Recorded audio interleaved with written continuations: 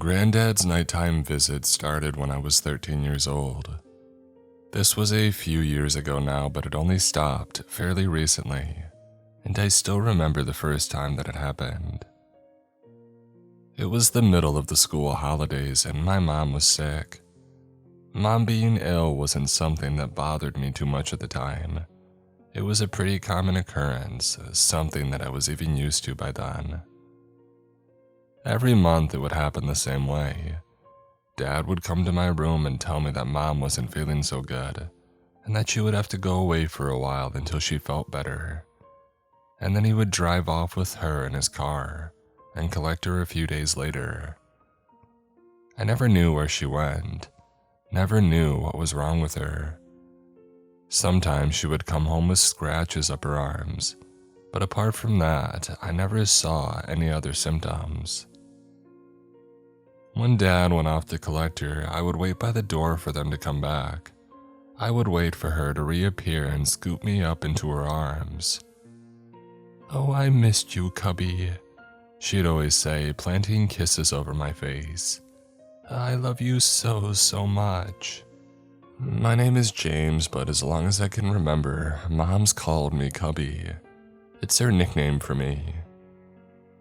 Every month, the same routine. Mom getting ill, going away for a bit, and then coming back as if nothing was wrong. But the summer that I turned 13, things changed. The routine changed, because that was the first time I started going to stay at Grandad's.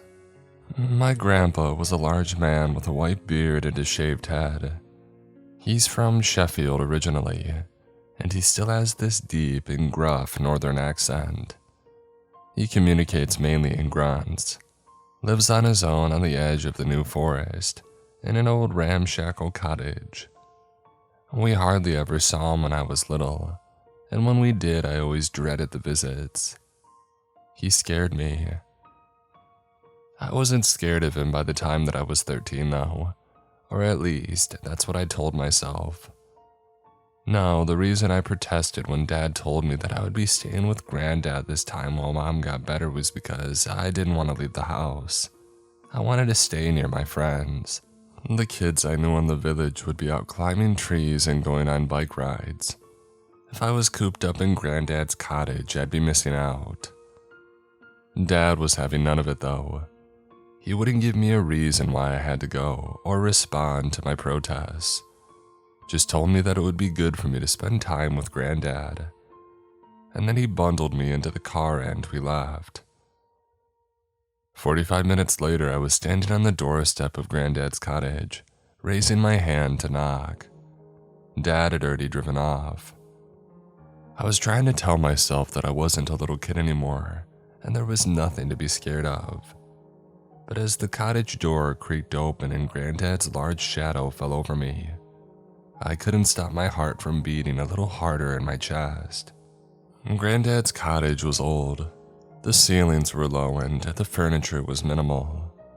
The carpets were moth-eaten, ancient things that seemed to kick up tiny clouds of dust whenever you put a foot on them. The bathroom had black mold rising up the wallpaper. The paper itself was damp and flaking, and it had peeled away to the stone in some areas. Entering the room felt like stepping into a cave.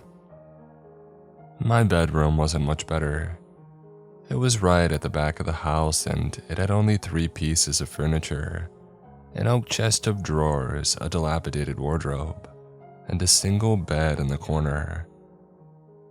I remember my heart sinking the minute that I set eyes on it. Oddly, even though I can't picture Grandad's house clearly enough, I don't remember much about how I spent my days there, especially during that first visit. I think we mainly kept out of each other's way. Grandad would be in the lounge watching TV or reading, and I would be in my room on my phone, making the most out of the 1 bar of 4G that I could find in the cottage. I can't remember if we spoke to each other much, or what we said if we did. Mostly it's all a blur. What I do remember are the nights, the first night in particular. I told Grandad that I was tired and that I was going to head to bed early. He grunted something in response, and then I spent a bit of time in my room on Snapchat and YouTube, the videos taking painfully long to load before heading to sleep. I woke sometime in the night. The cottage was silent around me. I could hear the leaves of the birch tree rustling in the wind in the back garden, but that was all. Moonlight spilled through a gap in the curtains. I leaned over to check my phone and saw that the time was a little after 2 a.m. For some reason, I felt wide awake. My heart was beating hard in my chest and a film of sweat coated my forehead, as if I had woken suddenly from a nightmare. But if I had, I couldn't remember it. I tried to relax, tried to lie back and let sleep wash over me again. But in Granddad's cottage, relaxing wasn't an easy thing to do. At first, I had only been able to hear the tree outside the window, but as I lay there on the pillow staring into the darkness, I began to hear other noises too. The soft creak of a floorboard, faint taps, a distant rattling, which I assumed had to be pipes in the wall, and other sounds as well. Sounds that I found it harder to place.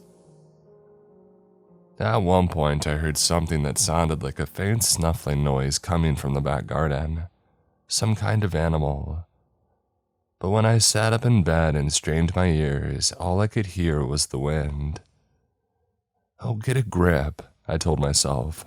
"You're 13 years old. You're not a little kid anymore." It was easier said than done, but I managed it eventually. I don't know how long I lay in the dark for, but after a while, tiredness finally got the better of me. My mind began to settle. I felt myself slowly drifting off, only to jerk suddenly awake again when I heard a noise outside my room. A soft and deliberate creak, loud and clear in the darkness. I turned over in bed, trying to not make a sound. My heart hammered in my chest. I pulled the covers down from my face slightly, positioning myself so that I could peek over them, so that I could see the bedroom door. And as I stared at it, feeling like I was 5 years old again, I saw the handle begin to turn. I squinted my eyes shut. I don't know what I thought was going through my mind, but right then I reverted to an age-old tactic, pretending to be asleep, playing dead. I could still see through a crack in my eyelids, but now the room was blurry as well as dark. I lay as still as possible, trying to keep my breathing normal. For a few seconds, nothing happened. There were no more sounds. And then just as I was beginning to think that I might have imagined it after all, the door swung inwards. Grandad stood in the frame. I couldn't make out his face, but I recognized his towering bulk. He was standing completely still, filling the doorway top to bottom, breathing heavily in the silence. "He's just checking on you," I told myself. "He's come to check that you're okay, that's all." But even as the thought went through my head, I saw something that made my blood turn cold. I saw something that made me suck in a sharp breath and tense my entire body below the covers. The shape of Granddad's head was wrong. It was all wrong. Even in the blurry shadows, the wrongness was unmistakable. His silhouette bulged out in strange places, bulking out around the lower half of his face in a way that I couldn't understand. I opened my eyes another fraction of an inch, unable to help myself, and what I saw did nothing to quiet the fear swirling in my chest. Grandad was wearing a mask, a black mask. It covered the lower half of his face, allowing space at the top for his eyes to peer over at me. The mask covered his mouth and nose, with multiple straps on each side stretching around his cheeks to the back of his head. It looked like one of those pollution masks that people sometimes wore in big cities. I snapped my eyes fully shut, forced myself to breathe in and then out and then in again, Nice and slow. I kept my ears strained for the sound of Granddad's feet on my bedroom floor, but it never came. After a while later, I heard the soft squeak of the door shutting and his footsteps receding down the hall. We never spoke about him coming into my room. I never mentioned it to Grandad, and he never said anything about it to me. I never told anybody else either. I thought about telling Mom or Dad after that first visit, but in the end I kept quiet. Partly because I was so happy to be home again, but mostly because the memory had taken on a strange quality by that point. It was like an old, half-forgotten nightmare. I could still picture it, but the fear that I had felt at the time had faded. It was as though the whole thing had happened to someone else.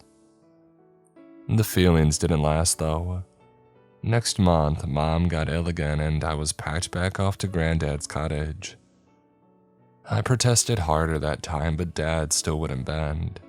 He just told me to stop being selfish and to give my mom some space so that she could get better. He wouldn't look at me as he said it. And once again, when I stayed at Granddad's cottage, he came to my room, stood in the shadows of the doorway, the same black mask on his face. He never touched me or anything. I don't want you to think that. This isn't that kind of story. He simply stood on the threshold of my room on the edge of the moonlight, just staring in at me. And then after a while, he would leave again. The ritual happened every time that I visited. It's been happening each month for the past 3 years. And it was only yesterday that I finally learned the truth. Only yesterday when all the pieces clicked into place at last. Around my 16th birthday, I began to get ill. Weak and tired and with no energy. Hungry all the time. I got this prickly rash on my body too, and my muscles and bones constantly seemed to ache. It was summer, so there was no school, and I stayed in bed all day, falling in and out of a broken sleep, dreaming. The dreams were vivid and strange. In them, it was nighttime and I was running, sprinting through the woods as fast as I could, faster than I had ever gone before in my life. The moon hung overhead in a purple-black sky, framing me like a spotlight. And at the end of each dream, I would stumble out into a clearing. I would see Granddad's cottage, and just as his front door began to creak open, I would wake up in a cold sweat. Yesterday evening, Dad visited me in my room, came and sat beside my bed. He told me that Mom was ill too and that he'd have to take her away for a few days. Told me to get lots of rest. But when I asked him what time he'd be coming home, he told me that he wouldn't. Not for a few days anyway. He said that he would be back when Mom was better, and in the meantime, Grandad was going to come around and look after me. And that was when I finally lost it. I was too ill to get properly angry at him, but I did my best. I screamed and yelled, told him that I didn't want Grandad to come and stay with me. I wanted him and my mom. I accused him of abandoning me, said that I hated him. He just sat on the chair beside my bed and took it, listened to me without saying anything. The guy looked more tired and old in that moment than I had ever seen him look before in my life. And when I was finally finished, when my throat was so raw that I couldn't yell anymore, he said something to me, something that started a conversation that I'll never forget. I know you don't understand why I'm doing this right now, but you will soon.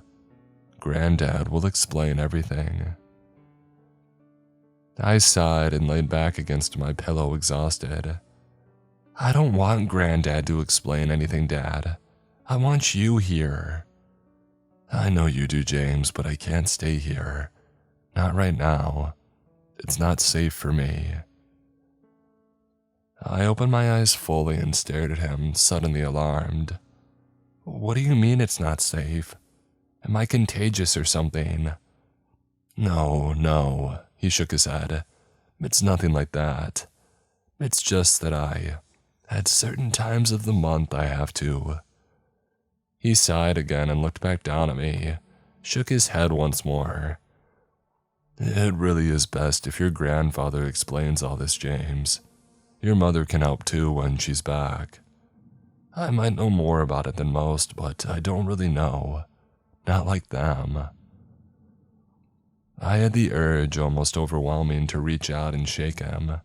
I didn't understand anything that he was saying. What do they need to explain? I said. Can you please just tell me what's going on? My dad sighed again. He stood up and walked over to my bedroom window and then peered out through the curtains. Big moon up there tonight, he said after a moment. Not even dark out and I can already see it. He stared through the glass for a while and then turned back again, turned to face me. James, you know how your mom gets poorly each month, he said. How she has to go away for a while until she's better. I nodded. Of course I knew. Okay, well, the reason that she has to go away is because she has this rare condition. It only flares up every once in a while and it's easy enough to predict when it's going to happen. But that's the only thing that you can predict. At her age, they can get, well, your mother finds it hard to do certain things, I suppose. She finds it hard to act in a certain way. What condition does she have? Your granddad will explain that better than me. Why will he explain? Why can't you just tell me? Because he has it too. I don't understand why you can't. I paused, suddenly processing what my dad had just said. Wait, did you say that Grandad has it? Dad nodded. After a moment, he sat down on the end of my bed, ran a hand through his hair. It's genetic, James. Grandad has it and your mom has it, and you have it as well.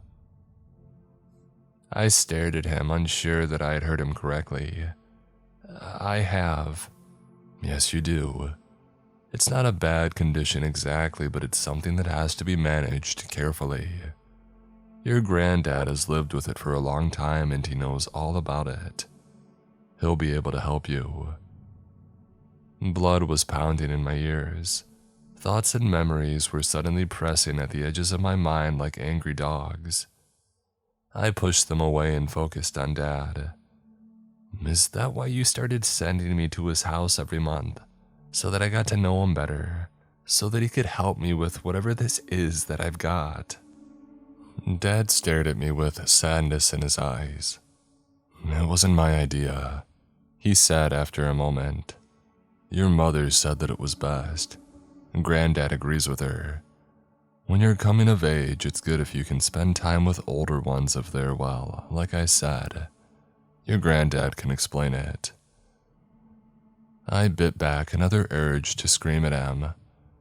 I still didn't really understand what he was talking about, or at least the main part of my mind didn't understand.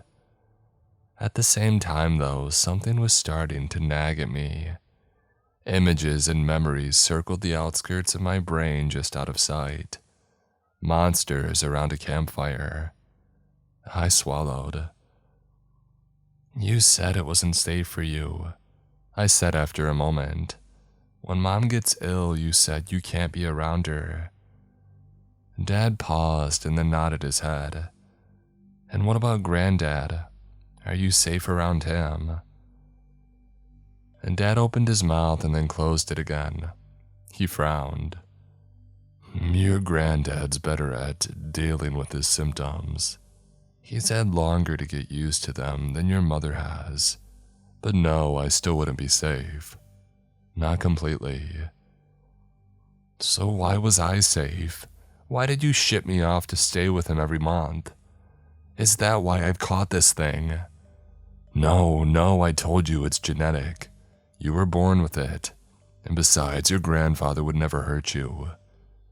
We took extra precautions on the worst nights too. I insisted on it. We made sure that you would never. But my dad's voice was suddenly growing distant. The things circling my mind had grown close enough for me to see them at last. They came out of the shadows and were lit up by the flames. Exposed. A barrage of images and memories flew through my head in a blur. I remembered the times Mom had come home with scratches up her arms. I remembered the dream that I had where I was running through the woods. I remembered Grandad standing in my bedroom doorway in the cottage, that black mask covering his face. And in that moment, I realized something that I had never understood before, something that filled me with a sickening combination of terror and excitement. The thing on Grandad's face hadn't been a mask after all. It was a muzzle. Don't let me catch you talking about werewolves. Grandad sat down on the edge of my bed. The mattress sagged beneath his weight. This isn't a bloody storybook. It had been several hours since Dad had left with Mom.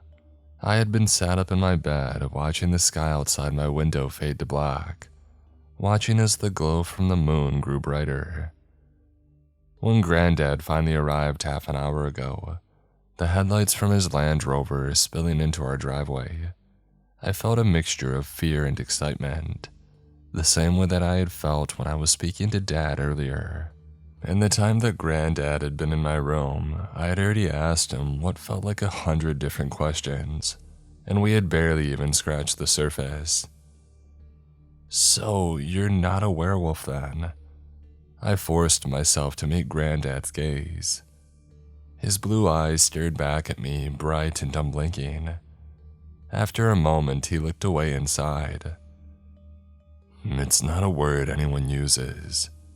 I suppose there are similarities to what you're thinking of, but it's different too. Not like in the films.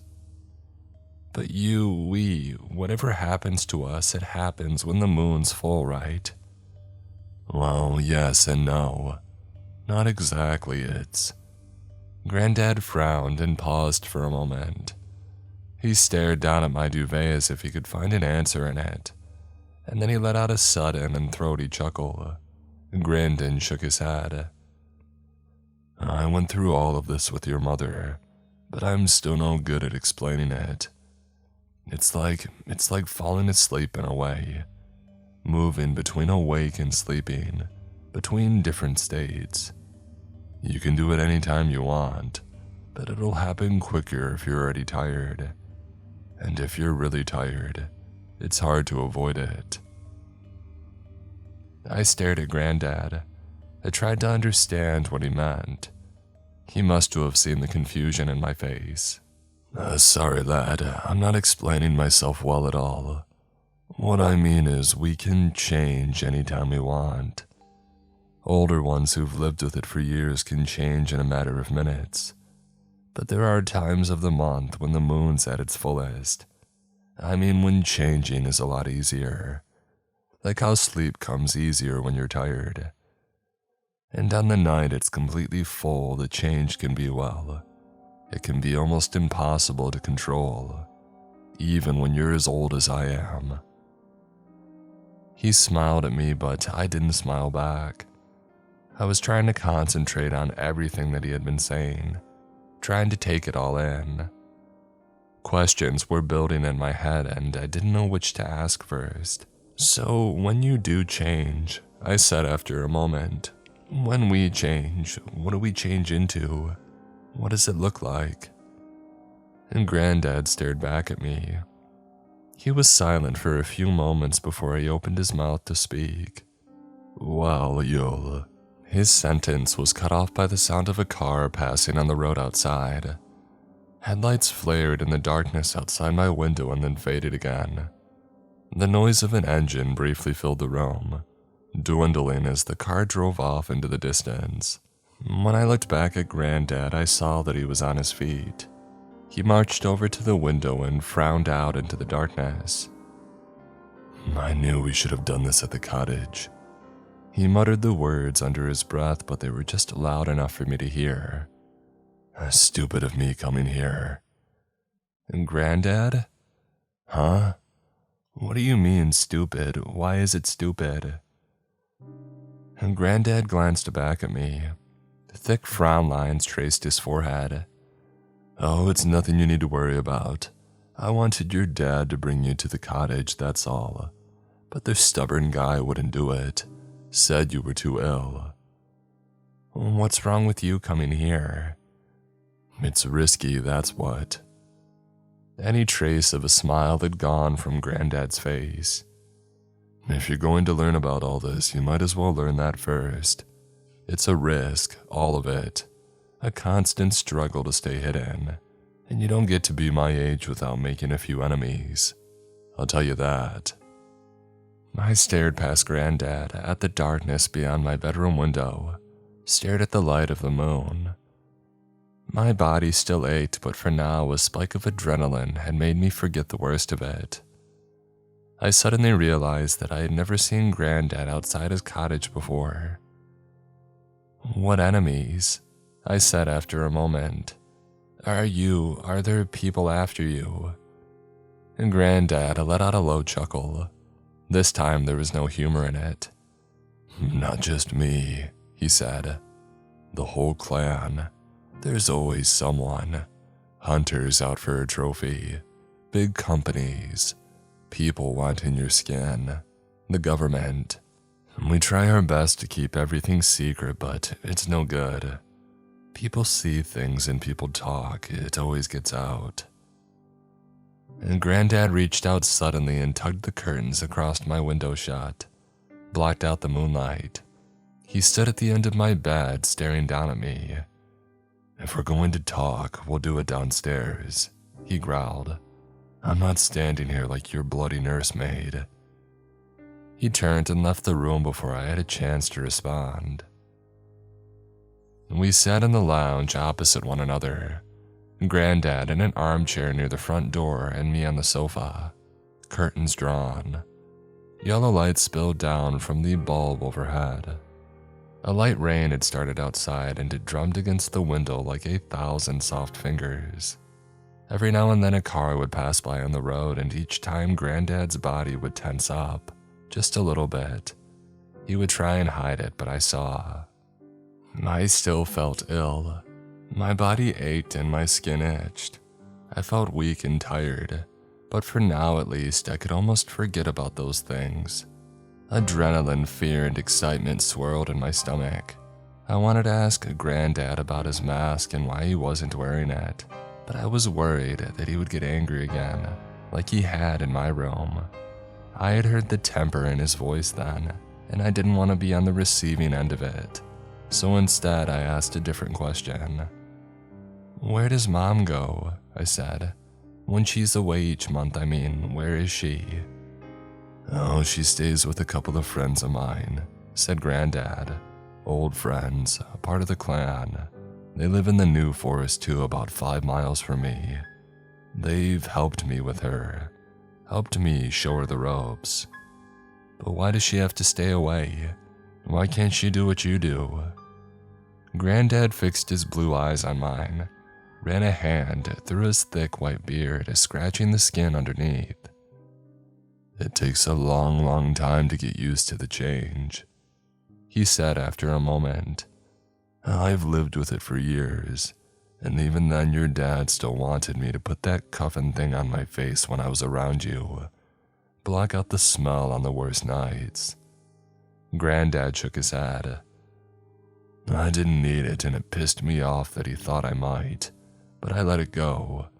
I let it go because he's seen your mother when she's in her other state, and he knows how bad it can get. How bad can it get? And Grandad opened his mouth to reply, but at that moment, another car engine sounded in the distance. He paused, listening. The engine grew louder, and after a few moments I saw headlights illuminate the drawn curtains of the lounge window. The engine swelled as the car drove past the house. I heard the splash of wheels on wet tarmac. The engine faded as the car continued down the road, and then it suddenly cut off. And Grandad froze. His face was set in a mask of concentration. After a moment, he cocked his head slightly to one side, presumably listening for the sound of the engine starting back up again. It didn't come. I listened too, and I couldn't hear a thing. Only the rain growing steadily heavier outside, pattering against the glass. Wind gusted around the house, causing the trees in our garden to rustle. "It's probably just one of our neighbors, Grandad," I said. "I think the car." I stopped talking when Grandad held up a hand. He shook his head. The frown lines on his forehead were so deep now that they looked like cuts. "No," he muttered after a moment. "Someone's coming." My skin suddenly felt cold. I had no reason to be afraid, but the tension on Grandad's face was rubbing off on me. I strained my ears for a sound, but I still couldn't hear anything. Only the rain. "Grandad, it's nothing," I whispered. "There's nobody out." Our garden gate creaked open. The sound was soft but clear, the familiar squeal of old hinges. It cut through the wind and rain. My skin prickled with an unpleasant heat and my heartbeat picked up in my chest. Grandad was on his feet. He crept over to the little front door in the corner of our lounge, moving without making a sound. Our house is tidier than Grandad's cottage, but it's still almost as old. The ceilings are low, standing just to the left of the front door and the shadowy entrance to our dining room. Grandad had to crouch. Stood up straight, the top of his head would have touched the ceiling. The front door was smaller than he was. His blue eyes were fixed on the little square of frosted glass set in its center. I started to get up from the sofa, but he held out his hand again, motioned for me to stay where I was. A second later, I heard footsteps crunching across our gravel drive. I held my breath. Every inch of my skin prickled and itched. I stared at the little window on our front door, waiting to see movement on the far side of it, trying to tell myself that I had nothing to be afraid of. It was probably just Dad, that was all. Dad was coming back to pick something up. Maybe something that he had forgotten. It was a little strange that he hadn't parked the car right outside of our house, but there had to be an explanation for that, didn't there? I mean, who else would it be? As these thoughts rushed through my head, a shadow appeared on the far side of the frosted glass, a shape in the darkness. I held my breath again, feeling my heart pound in my ribcage like a fist. For a second, nothing happened. And then somebody was rapping their fist against the front door over and over again. "Hello, is anybody home?" It was a man's voice, not someone that I recognized. "Hello, can anybody help me, please? I saw a light on." And Grandad stayed completely still. He stared at the door, his face unchanging. The knocking continued. After a moment, the man spoke again. His voice sounded close to panic. "Please, if somebody's there, can I use your phone? Our car is broken down and we don't have any signal. Please, my wife isn't very well." Grandad hesitated for another second, and then he reached out and tugged the door open. From where I was sitting, I couldn't see the man on the porch, but I could hear everything that he was saying clearly enough. "Oh, thank you so much. I'm so sorry to trouble you. We've had an absolute nightmare. Our car is broken down just a little way along the road and my wife is unwell. She's 8 months pregnant, you see, and we're on our way to Bournemouth to visit friends. But my phone lost signal and I was taking what I thought was a shortcut. Stupid of me, I know. And then we got this warning light on the dashboard a little while back and I watched Grandad's face as the man babbled on and on. His expression was fixed and hard to read, but I thought at least some of the tension had gone out of it.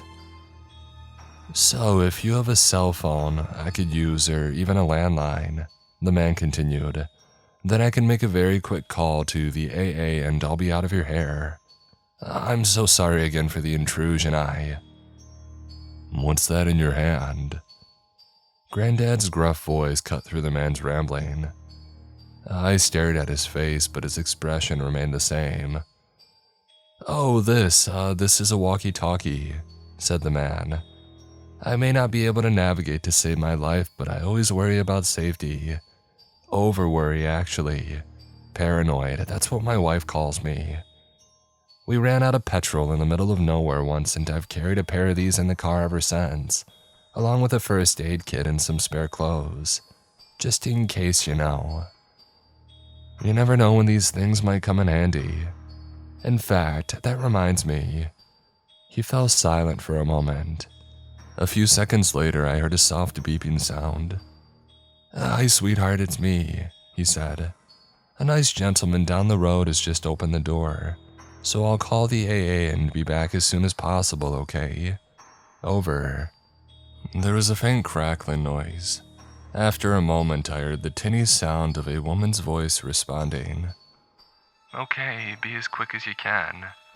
I'm really not feeling good, Tim. Over. I will, sweetheart, I promise. Over. The crackling sound cut off. There was a moment of silence, and then Grandad sighed. He looked wary, but any sign of the previous tension in his face had gone. All right. Come in then. You can use my phone, but you better make it quick. My grandson's not well either. He edged back away from the door. A moment later, the man stepped into the lounge. Any residual fear that I may have felt vanished the minute that I saw him. He was about half the size of Grandad. What was left of his thinning black hair was slicked down against his forehead from the rain. He wore glasses that were speckled with water drops. His raincoat dripped onto the carpet. As soon as he saw me, he raised a nervous hand in greeting and started babbling again. Hey there, I'm Tim, so sorry to intrude. I just need to make a very quick call and I'll be out of your way again. My wife and I have had a nightmare this evening and we... Grandad shoved his mobile phone into the man's hand, cutting him off mid-flow. There, you can use that. Oh, perfect, thank you so much. Tim looked up at my granddad with wide-eyed gratitude. I'll be as quick as I can, I promise. He tapped at the screen of Granddad's phone and then raised it to his ear. Smiled across at me and I smiled back. Grandad hovered near him watching. He didn't say anything else or look at me. After a few moments of waiting, Tim babbled into the phone. Hi, yes, I'm Tim Ferris. Yes, I think we may need somebody to come out and help us, I'm afraid. Yeah, we've had a bit of car trouble, we're out near. Tim's voice droned on and on. After a minute of talking, he got his AA card out of his wallet and began reciting the numbers. I began to grow aware of just how much my body was aching again. The adrenaline that I had felt earlier was fading, and I now had a hollow feeling in my stomach too, like I needed to eat. My skin itched and I had to resist the urge to scratch my arms. To distract myself, I watched Grandad. He looked suddenly uncomfortable. He was standing in the same spot as before, staring at Tim, but now he was shuffling back and forth, like he couldn't keep still. He kept running a hand through his beard, his eyes never leaving Tim's face. When Tim finally hung up the phone and handed it back to Grandad, I felt a hard-to-place sense of relief. Great, they're sending somebody out now, Tim said. They're going to call back in 5 minutes with an ETA. So sorry about all of this, but do you mind if I wait for their call? Grandad grunted in response. Tim turned to me and smiled. And what did you say your name was, matey? Your granddad told me that you're feeling a little bit under the weather. I nodded. I'm James. I've just got the flu or something, I think. Tim frowned and nodded his head. Oh, nasty stuff, nasty stuff. Something is going around at the moment. So is it just the two of you here tonight then? Mom and Dad not about? I opened my mouth to reply but then paused. I tried to think what was best to say. I couldn't tell the man where Mom and Dad really were, but at the same time, I couldn't just ignore the question. I glanced over at Grandad, but he was frowning down at the phone in his hand, not listening. "They're, out tonight," I said after a moment. "They've gone out for a meal in town." "Oh, very nice, very nice. Well, hopefully their car's a bit more reliable than mine now, huh? Not for the whole night, are they?" Tim smiled across the room at me. Outside the house, the wind gusted harder than ever. Rain drummed against the window in heavy sheets. I opened my mouth, unsure how best to respond. But before I had a chance, Grandad spoke. "Your call didn't go through." "What was that?" Tim turned away from me and looked at Grandad. "The call you made just now, it didn't go through." "Sorry, how do you mean?" And Grandad's blue eyes were fixed on Tim. He stared at him without blinking. "What I mean is the call you just made only lasted 3 seconds. It's right here in my log. You dialed a number and then ended the call almost straight away. Why?" "Oh, sorry, I don't." Tim trailed off and looked at Grandad. His eyes flicked from Grandad's face to the mobile phone in his hand and then back again. "That's bizarre," he said after a moment. "There must be some kind of mistake. I definitely got through to someone. Maybe your phone didn't record it properly or, well, are you sure that you're looking at the right?" "I know exactly what I'm looking at. The call didn't go through, which means that you were only pretending to speak on the phone just now, and I want you to tell me why." Tim stared at my Grandad. He opened his mouth and then closed it again. Wind howled around the eaves of the house. Rain continued to drum down. There was a beat when everything inside was still, and the only noise that I could hear was my own heartbeat. And then everything happened at once. Tim raised the walkie-talkie to his mouth and pushed the button. He backed away across the lounge towards the front door, bellowing into the mouthpiece as he moved. "Now, go now, the kid's here too," and it was as far as he got, and Grandad's hand shot out and swiped the walkie-talkie from Tim's grip. It smashed against the wall of the lounge and fell to the carpet where it crackled and fell silent. Grandad moved quicker than I thought was possible. He closed the distance between himself and Tim in one large step, gripping the man's head in 2 large hands. Tim's glasses went tumbling off his face. He screamed. The sound cut out as Grandad jerked his hands sharply to the right, snapping Tim's neck in one clean motion. He released his grip and Tim crumpled to the floor. On the road outside, I heard the distant sound of a car engine starting. Grandad turned to stare at me, his blue eyes blazing. "Get up. We have to get out of here right now." I sat on the sofa frozen, struggling to comprehend what I had just seen. Grandad didn't wait. He crossed the distance between us in 2 large steps and hauled me to my feet, dragging me across the lounge towards the front door. I was only wearing pajama bottoms and a top, no shoes, but if Grandad could hear my protests or my questions, he ignored them. We stepped over Tim's crumpled body and I caught a quick glimpse of his rain-spattered face, his glasses off and his eyes wide open before we had reached the front door. Grandad tugged it open and we ran out into the night. Rain hammered down around us. I was soaked almost immediately, the material of my top sticking to me like a second skin. The wind howled through the garden. The sound was so loud that it seemed to block out everything else. I tried to listen for the noise of the car engine that I had heard starting up a moment ago, but I could no longer hear it. Stone stuck to the soles of my feet as we crossed the gravel driveway. I gritted my teeth against the pain. My heart was racing in my chest harder than ever. I wanted to ask Grandad what was happening, ask him who that man was that he had just killed, but there was no time. Everything was happening too quickly. Within seconds, we were through the open garden gate and onto the country lane beyond. Trees and bushes crashed around us. My entire body felt numb. Grandad tugged me to the left, pulling me in the direction of his Land Rover. The rest of the lane was pitch black with no sign of any other cars. Grandad fumbled his keys out of his pocket, dropped them onto the gravel at his feet. He cursed and then bent to pick them up. He shoved me in the direction of the passenger door. I ran around and tugged it open a second after he had unlocked the car. But as he was pulling the driver's door open, I saw something moving across his chest. A tiny red dot of light. "Grandad!"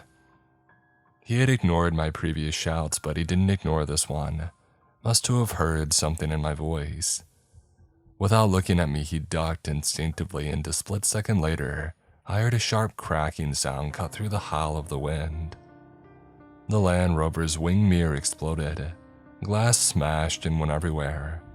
It sprayed out from the shattered mirror and disappeared among the rain. "Crap."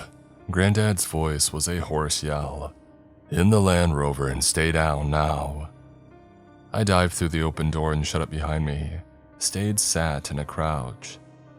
A second later, Grandad was climbing in beside me, stabbing the keys into the ignition. The second shot rang out as he was starting the engine.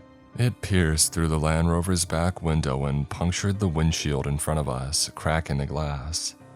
Grandad yanked the handbrake down and shoved the gear stick into first as the third shot rang out. I heard it crack and roll through the darkness, but it didn't hit us. Grandad floored the accelerator. The Land Rover's tires bit into the gravel and we drove away, just as the fourth and final shot pierced the darkness. Grandad screamed. The Land Rover jerked to the right for a moment, but somehow he managed to drag it back on course. I turned to stare at him and saw him clutching his left shoulder, one hand on the wheel. Blood was pouring down his arm. Grandad, are you?" "I'm fine." He spoke through gritted teeth without looking at me. "Just keep your bloody head down." We drove in silence. A couple of times I opened my mouth to ask Grandad a question, but I couldn't find the words. I just kept shooting glances at him instead. Every time I did, he looked a little worse. Grandad's face was lined and pale. He gripped the steering wheel tight with one hand, the other still pressed to the wound in his arm. His entire sleeve was stained brown. His hand was a red and bloody mess. He drove quickly, blue eyes fixed on the country roads in front of us, not speaking or looking at me. For my own part, I felt terrible. My entire body was trembling. The heat was on in the Land Rover and turned up to high, but it was no good. My skin was rain-soaked and freezing. I felt like I had a fever. My teeth chattered tightly together and I couldn't get warm. Finally, after half an hour of driving in silence, I forced myself to speak.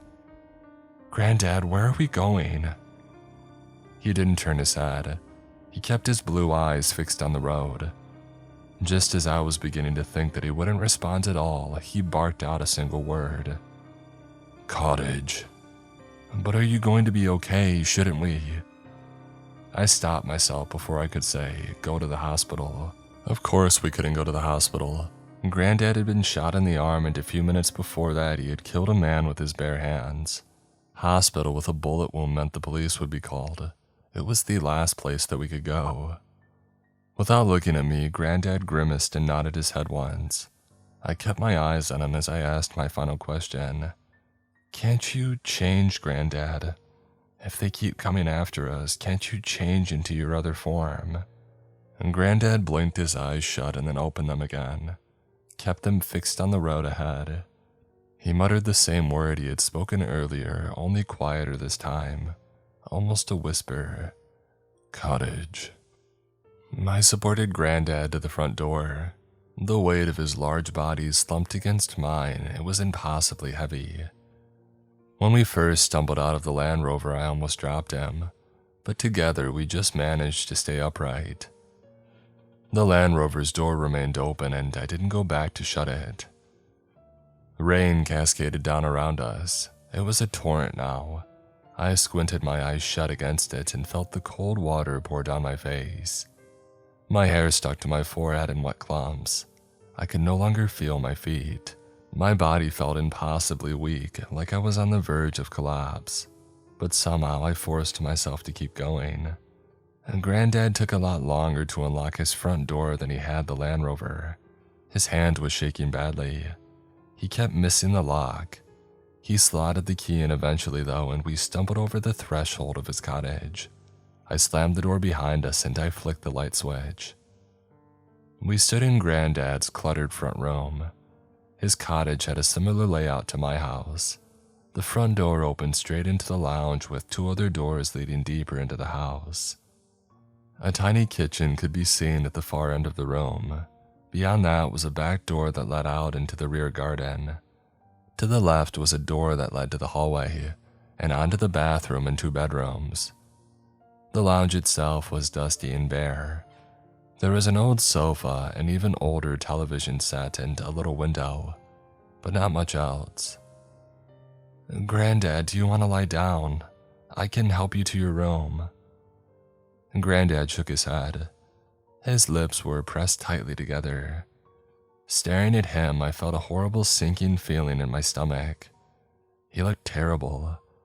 His face was ghostly pale as if all the blood had drained from it. I thought that maybe it had. The shirt sleeve of his left arm was completely brown, and the hand that he had been using to cover the bullet wound was bright red. The sight of it made me feel ill. As I watched, Grandad limped forwards and sat down heavily on the sofa. He reached up with his good hand, fumbling with the top button of his shirt. "Help me, I need to get this off." Grandad's sentences were stilted as though every word was a struggle. I hurried forwards and began unbuttoning his shirt for him. My hands were numb and I worked slowly, but I got there in the end. Once it was done, Grandad waved me away. He struggled free of his shirt, his face a mask of pain. Grandad's chest was broad and sinewy.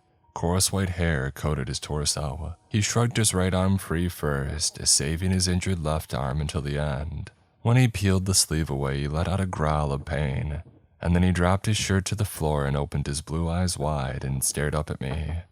"Don't be scared." He squeezed the words through his gritted teeth.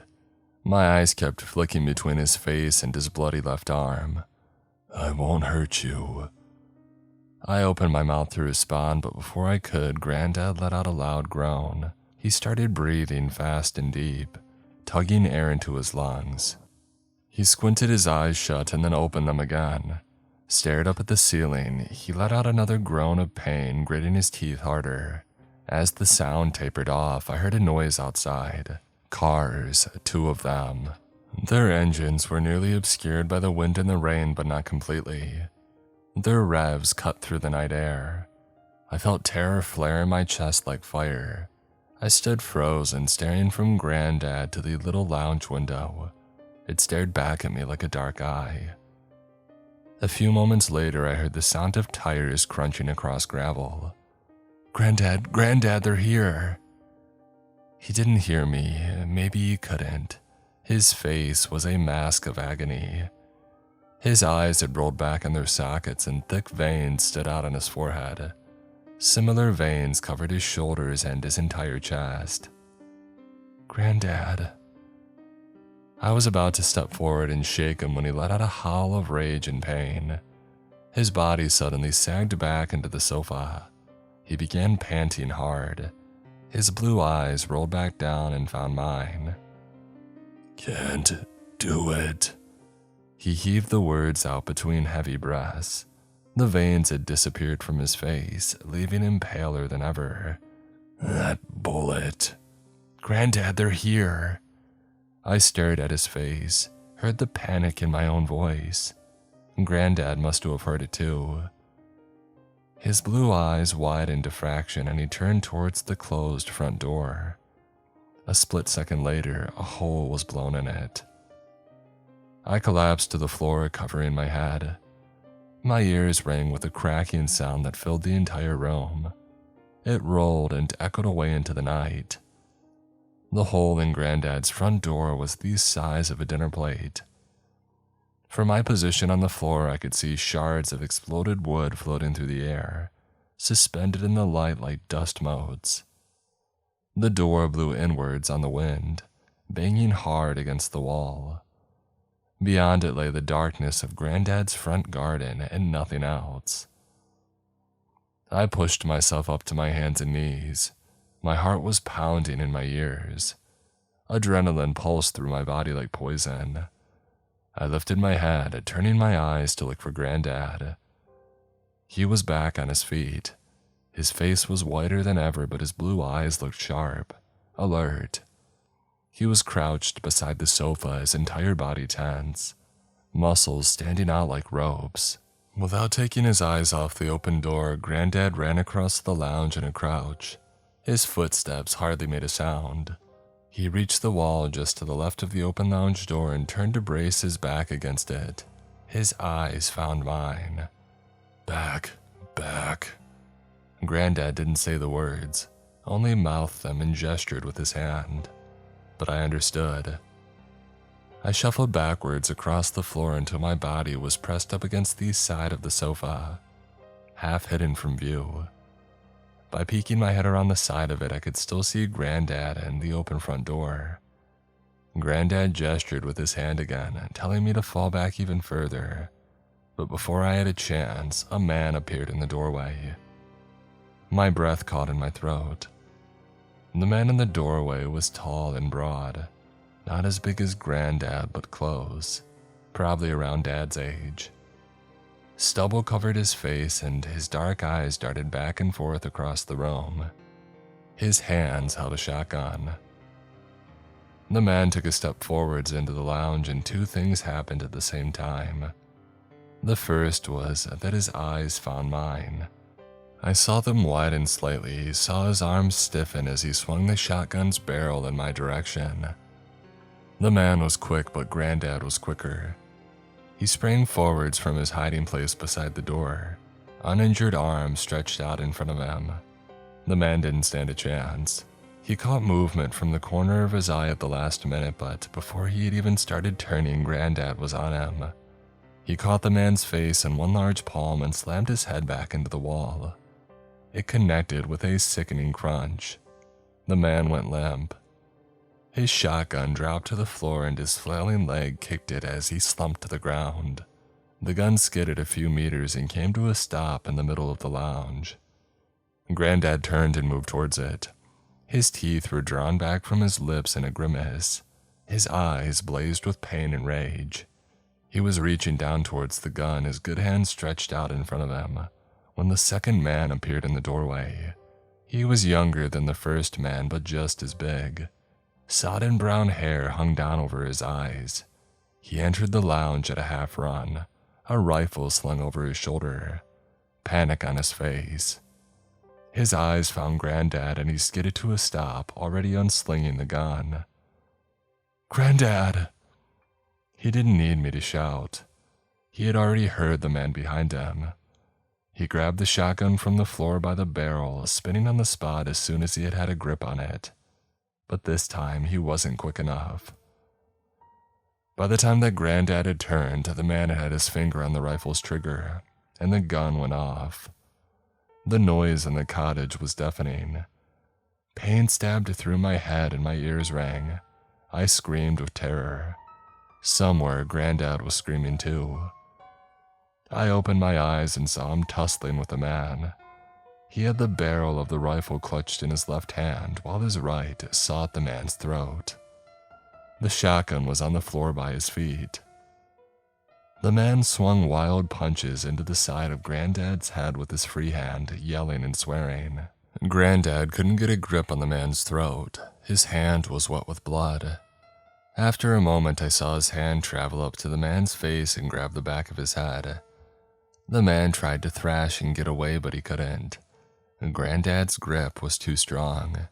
He tensed his hand, bracing his fingers against the back of the man's skull and pushed a thumb into his eye. The man screamed. He stopped punching and immediately grabbed Grandad's hand, trying to pry it free of his face. I stood up into a crouch, my eyes on the shotgun near Grandad's feet. If I could just reach out and get it. But even as the thought went through my head, I heard movement behind me.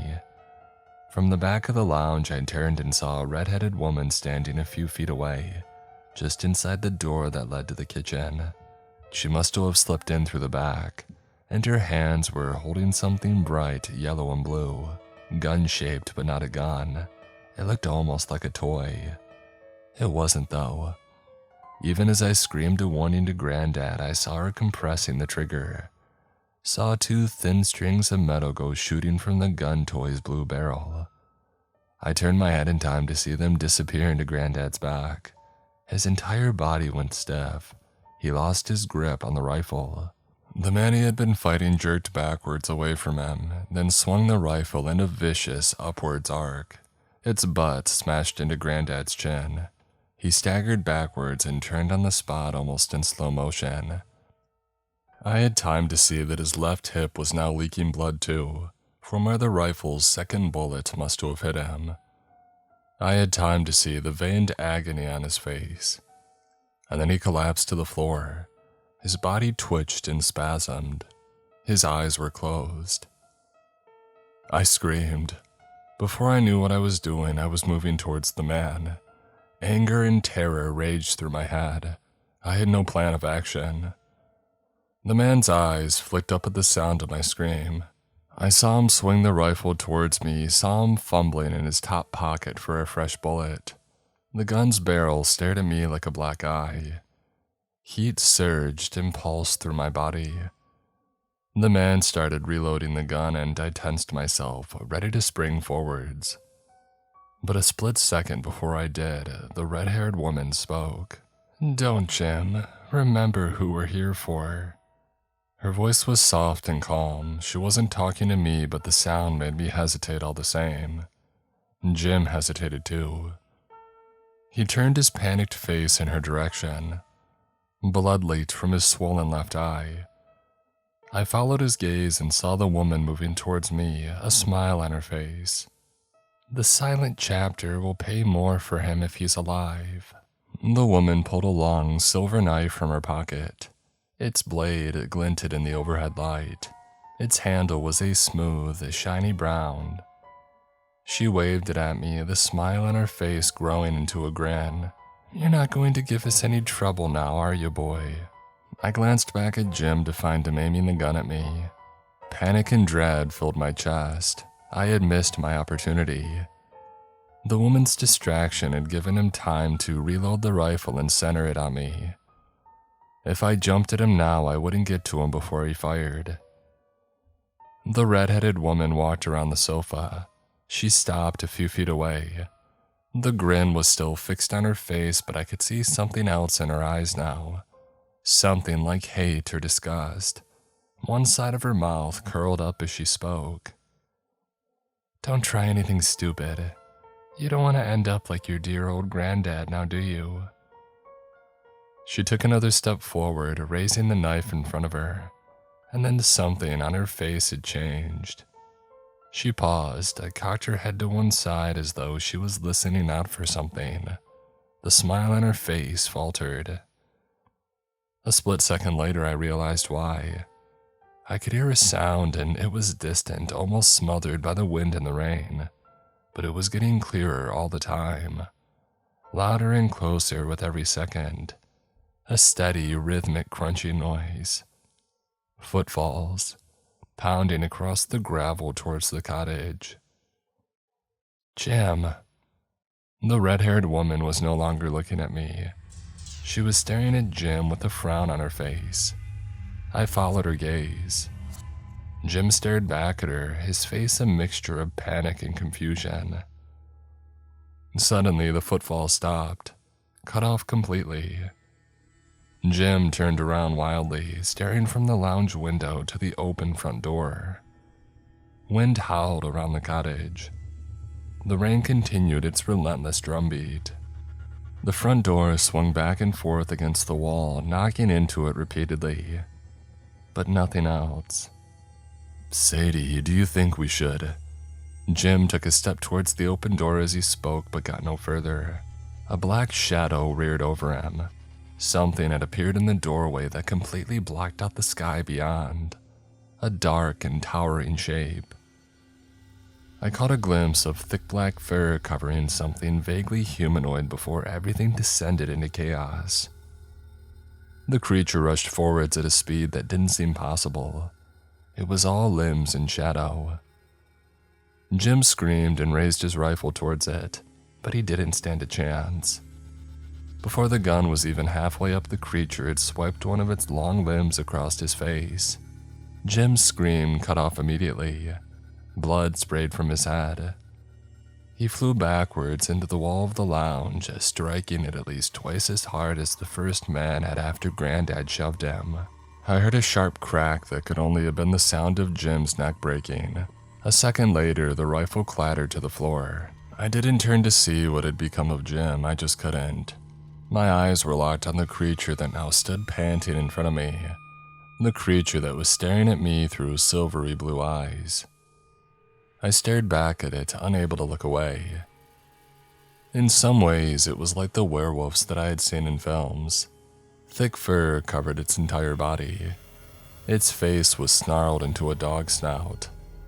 I caught flashes of a pink tongue inside a mouth ringed by what seemed like hundreds of needle teeth. Its muzzle was bunched up in deep wrinkles. Pointed ears stuck up from the top of its skull. It was like the werewolves that I had seen, but it was different too. Its shape was different. The creature in front of me was skinnier and much taller. It crouched down low in the cottage, but even hunched over its shoulders still grazed the ceiling. Its legs were extremely long and thin. Its arms extended almost to its knees, giving the thing a spider-like quality. Each limb ended in an elongated paw, all of which were clustered with dark talons. The ones on its right paw dripped with Jim's blood. My mind absorbed the image in front of me in a split second, taking everything in. That was all the time that I had. A fraction of a second later, the creature was howling in rage and moving towards me. Its steps were stilted and awkward. The thing moved like a broken puppet.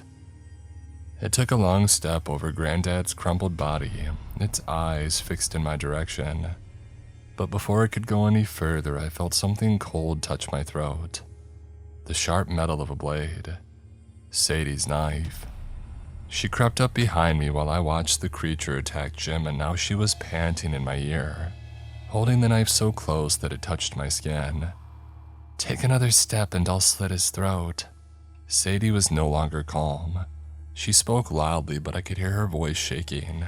The knife blade wobbled against the skin of my neck. "I mean it, I'll let him go, I promise, but you have to change back first, so I know you won't do anything to me." The creature let out a long and low growl. Every inch of my skin prickled. Rain and wind continued to howl around the cottage in a never-ending sheet of noise. Rain, wind, and something else, something new. An impossibly faint whine in the distance. As I stared into the werewolf's silver blue eyes, I realized it was the sound of sirens. Sirens drawing closer. Somebody had heard the gunshots and called the police. I didn't have time to. Before anything else could happen, I twisted my head down and sank my teeth into Sadie's wrist. The taste of blood and sweat filled my mouth, and Sadie screamed. She tried to yank her arm away, but I reached up and grabbed it, holding it in place, and I bit down harder. Sadie continued to scream, and I heard the clang of the knife dropping to the floor. I opened my eyes and saw the creature advancing towards us, a low growl rumbling in its throat. I released my grip on Sadie and stepped to one side. "No, no, no!" Sadie was backing away across the lounge, babbling. She had her hands raised in front of her. Her eyes were wide and terrified. "No, please, just let me go in, I swear I'll..." It was as far as she got. As the wolf drew level with me, it suddenly lunged forwards, both limbs stretched out towards Sadie. The weight of it threw her backwards onto the floor. She landed with a thump and a scream, the wolf on top of her. Her screams didn't last long. Within seconds, her cries had turned into a wet gargling sound. A moment after that, they had stopped altogether. I spat blood from my mouth and turned away.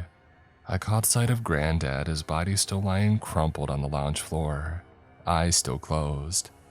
All other thoughts left my mind as I ran over to him. His entire body was covered in blood. It leaked from his chin as well as the bullet holes in his side and shoulder. At some point, Sadie had dropped her yellow-blue weapon, but its metal strings still stuck into his back. I kicked them away and knelt beside him and moved my hands from his chest to his neck, desperately feeling for a pulse, trying to see if his chest was moving. The sirens outside were louder now. They drowned out my thinking, filling my whole head. I felt like I might faint. My hands moved over Granddad's face, but they were covered in his blood now, slippery and wet. I couldn't see properly because my vision had blurred. I felt movement behind me, heavy, thumping footsteps. A moment later, I heard a low growl and felt hot breath on the back of my neck. The creature pushed me to one side. It bent down and took a hold of Grandad in both its paws. I screamed and tried to fight it off, but it only ignored me, just scooped his broken body up like a rag doll and threw him over its shoulder, as if he weighed no more than a child. And then a second later, before I knew what was happening, it had grabbed a hold of me too. It twisted me around so I was staring directly into its face. There are two things I remember most about that final part of that night, two clear images. The first is the moonlight. This must have been shortly before I lost consciousness, after my body finally gave up on me, after we had been running for what felt like hours, fleeing Granddad's cottage and the sirens across rain-soaked fields, fleeing into the night. After an unknown amount of time, the rain finally began to stop and the sky overhead started to clear. I was draped over one of the creature's shoulders, clinging to the fur of its back. Through my filmy, half-conscious gaze, I saw stars above us, winking like eyes, and a moment after that I felt moonlight on my skin. I saw the moon, giant and white in the sky, shining down on me like a spotlight. It made me feel warm. That image will stay with me for a long, long time. But the second image will stay with me even longer. The image of what I saw in Granddad's cottage, shortly before the creature tossed me over its shoulder, before we started running. The image of the creature's face, only inches away from mine, when it twisted me around to face it, to stare directly into its silver blue eyes. Sirens were whistling in the background, mixing with the wind and the rain. Terror, adrenaline, and exhaustion swirled in my stomach like a storm cloud. But when I came face to face with the creature that had just butchered two people in front of me, I didn't feel afraid. I suddenly didn't feel any fear at all. Because, as I gazed at it, I realized that I wasn't staring into the eyes of some unknowable monster. I was looking at my own mother.